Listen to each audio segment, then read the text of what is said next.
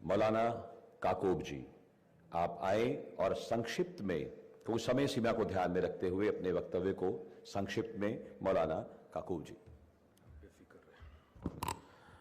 नमस्कार, आदाब। औज़ु बिल्लाहि मिनश शैतानिर रजीम, बिस्मिल्लाहिर रहमानिर रहीम। मैंने कुरान मजीद का एक श्लोक आपकी खिदमत में पेश किया है। मंच पर तशरीफ़ फरमा हमारे भारत की शान आली जनाब मोहतरम राजनाथ सिंह जी और पूरी दुनिया में गीता मनीषी के नाम से जाने जाते हैं, पहचाने जाते हैं हमारे प्रभु स्वामी ज्ञानंद जी महाराज, और बाकी जितनी शख्सियतें बैठी हुई नाम लूंगा तो टाइम ज़्यादा हो जाएगा, वक्त कम है, कहना बहुत कुछ था, लेकिन इस वक्त लंबी चौड़ी तकरीर की कोई गुंजाइश नहीं है।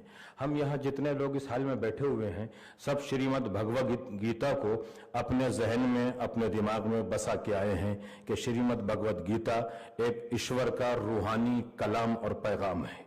ये हमारा ईमान है, ये हमारी आस्था है और इस पर हमें काम करना है।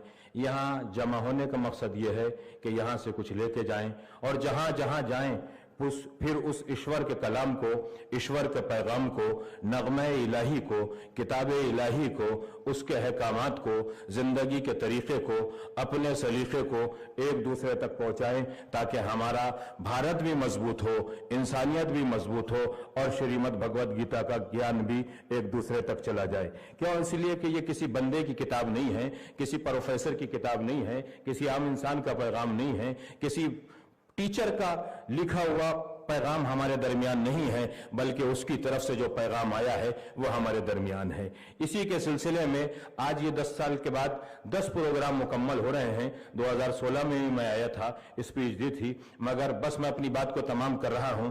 स्वामी ज्ञानंद जी महाराज ने एक बहुत अच्छी पहल की है जिसके लिए हम इस बोर्ड को भी मुबारकबाद देते हैं, इस यूनिवर्सिटी को मुबारकबाद देते हैं, इस प्रदेश को भी मुबारकबाद देते हैं कि 2016 में जो स्पीच मैंने स्वामी जी यहां से की थी वो उसी वक्त पूरी दुनिया में शाये हो गई थी, चली गई थी।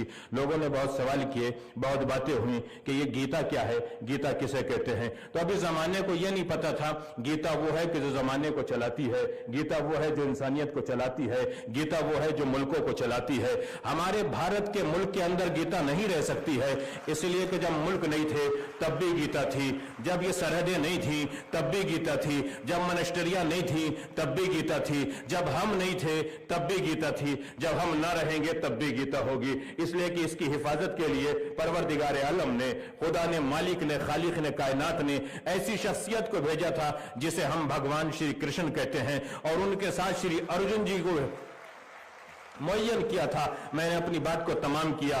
1 दिसंबर 11 बजे पहला श्लोक श्रीमद् भगवद गीता का, 1 दिसंबर 11 बजे पहला श्लोक, पहला अध्याय, 9वां अध्याय 22वां श्लोक, 18वां अध्याय 78वां श्लोक। इन तीनों श्लोकों को, तीनों अध्याय से, भगवद गीता से अगर उस दिन आप तिलावत करके, पाठ करके अपनी जिंदगी में उतार लेंगे तो आपको पता चल जाएगा कि इस श्रीमद् भगवद गीता की ताकत क्या है और श्री कृष्ण जी और अर्जुन जी की शान क्या होती है। बस एक श्लोक के बारे में आपको बताता हूं जो मैंने अपने अंदर बहुत से उलमा, बहुत से बुद्धिजीवी, बहुत से पढ़े लिखे अफराद, बहुत से जानकार शख्सियतों के जरिए से बैठने के बाद 22वां श्लोक, 9वां अध्याय, खुद वो कहता है कि मुझे मानकर मेरी जब इबादत करो तो सिर्फ मैं तुम्हारे दिल में हूं, कोई दूसरा तुम्हारे दिल में ना हो। लेकिन जब तुम मेरी पूजा करोगे, मेरी इबादत करोगे, तो मेरी जिम्मेदारी है कि मैं तुम्हें इतना दूंगा कि दुनिया अगर छीनना भी चाहेगी तो नहीं छीन सकती है। यही वजह है कि जब हमारा मुल्क सर बुलंद होता है तो कभी श्रीमद् भगवद गीता के जरिए से बुलंद होता है, कभी वेदों के जरिए से बुलंद होता है, कभी पुराणों के जरिए से बुलंद होता है, कभी इल्म के जरिए से बुलंद होता है। बस एक जयकारा आपकी खिदमत में लगवाना चाहता हूं ताकि दुनिया को मैसेज चला जाए कि हम इन्हीं के जरिए से जिंदा भी हैं और इन्हीं के जरिए से दुनिया से चले भी जाते हैं। श्रीमद् भगवद गीता जिंदाबाद, श्रीमद् भगवद गीता, श्रीमद् भगवद गीता। एक मुसलमान की जबान से नारा है, मैं कुछ ले दे के नहीं करता हूं ये काम, समझे।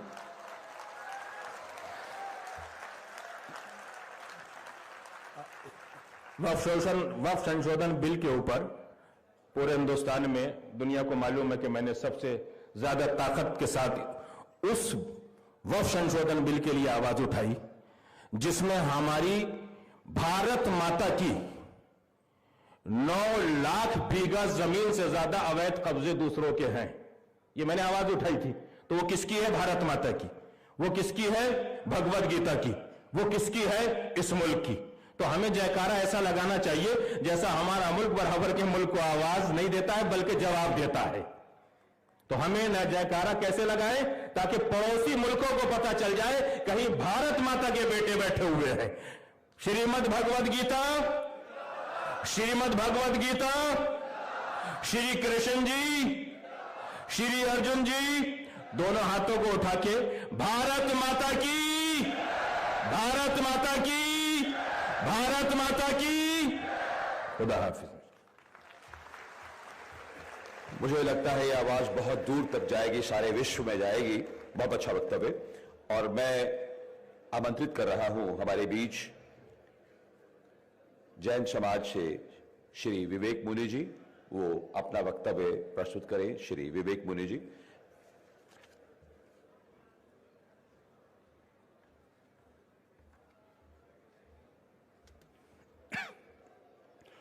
ओम